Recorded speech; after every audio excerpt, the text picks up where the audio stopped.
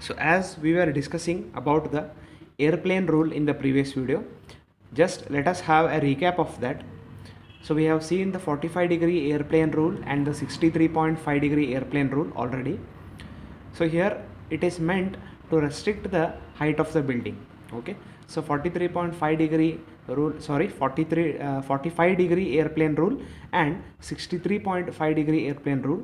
So this is meant for controlling or restricting the height of the building, so that the short buildings which are side of the tall buildings, so they also get sunlight, breeze, etc. Okay, so then can see it also helps to construct the buildings with uniform height. Yes, so if you are following 45-degree and 63.5-degree rule in one particular locality, so it will restrict the height of the building, it will have a controlled measure on the height of the building, so that all the buildings in the locality will almost be of the same height of or the uniform height, so that even the locality looks good when we see it from the outside.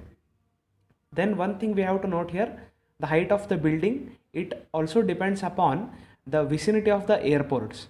So the site of our building where the construction is going to take place, so if that site is nearby airport, so taking the permission from that airport authorities, that is civil aviation authority people, is very important, because if we are having our construction near the airport, so it becomes very important that we need to control the height of the building. So there are certain rules and regulations why it should be done, and that is given by the civil aviation authority. So with this background in the mind, let us move on to the Indian standard recommendations, that is what size of the room should be given for different rooms, so that it will create healthy living conditions. So first one we can see here. So for proper health point of view, a room, habitable room means a room in which we are going to live. So that room should be having an area of at least 9.5 meter square, and the width parameter in that should be at least 3.4 meter. So now as we know, area means length into breadth or length into width. So 9.5 meter square area means how much ever parameter we can take for length and width, so that if we multiply length and width, it should come out to be 9.5 meter square nearly. So in that, the width at least we should keep 3.4 meter, so that is the restriction here. Then coming to the kitchen, so here the rule says that the floor area of the kitchen should at least be around 5.6 meter square, and the width should at least be 1.8 meter. So then let us see what are the different recommendations. So the next thing is the height of the habitable room. So that is the height of the room in which we are going to stay. So that should at least be 2.75 meter. So if we go by standard, the room height should be 3 meter to 3.5 meter. So at least for residential building, at least if we give 3 meter height for RCC slab building, so that will be good thing for construction. So that will be easy, or that it will be beneficial for ventilation of the room also. So at least the standard says the minimum height of 2.75 meter should be given to the room. Along with that, if we consider the topic of restroom or toilet, washroom, so that is water closet. Okay, water closet means nothing but toilet. So the toilet height should at least be, the room height of the toilet room should at least be 2.4 meter.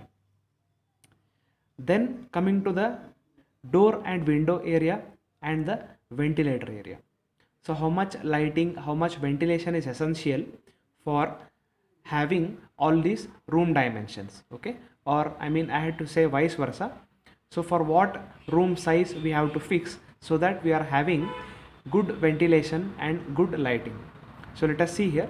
So from point of view of air and light, the total area of the door and window opening should be at least 1/7 of the floor area. So that is, now if our floor area is 10 meter square, okay, if the floor area is 10 meter square, so what they are telling is the area of the door and windows together should at least be 1/7 of the floor area. That means 1/7 into 10, so that will be around 1.2 something like that.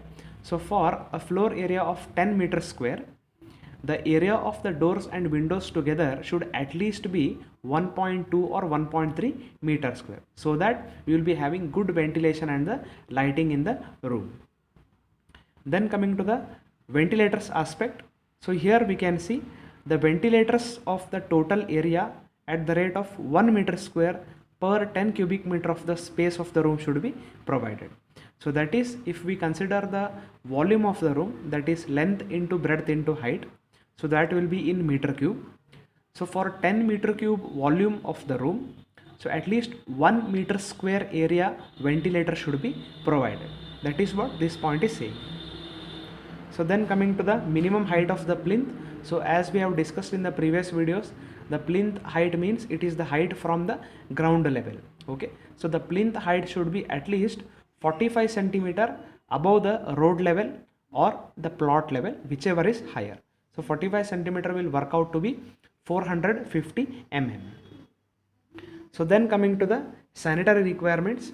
So sanitary requirements means the water closet, or that is a toilet, bathroom and the washing place. So here we can see we need to have one water closet or one toilet room for a home. So that is having at least an area of 1.2 meter square. So then for bathroom, so the area should at least be 1.8 meter square, preferably with this room dimension, that is 1.5 horizontal and 1.2 width wise, length into width, 1.5 meter by 1.2 meter. So the next thing is a washing place. Okay, so for clothes and utensils all, we need some area for washing. So that washing area should be at least having 2.4 meter square of area. Okay, with all these points in our mind, we shall go to the next concepts in the next video.